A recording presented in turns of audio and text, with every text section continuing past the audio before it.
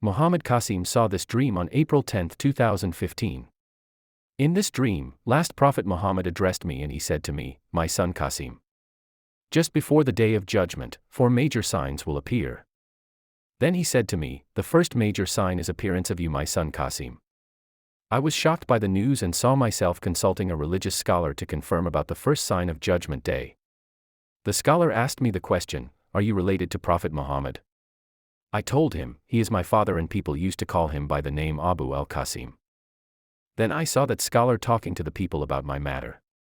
He returned to me and said that, "Qasim, the first major sign is already shown by Allah and other will be coming ahead." After 3 or 4 weeks, I dreamed that the last Prophet Muhammad prophesied that the second major sign will be shown in the coming years, which are the emergence of Antichrist. He also pointed that the last 2 major signs include the descent of Jesus, peace be upon him, and the destruction by the Gog and Magog. According to the all prophecies from the dream, the end of the time is very close. I myself cannot imagine that the world is going to end in the coming years. I never ask anybody to believe in me but believe in what Allah and His last messenger are commanding to Muslim Ummah through my divine dreams.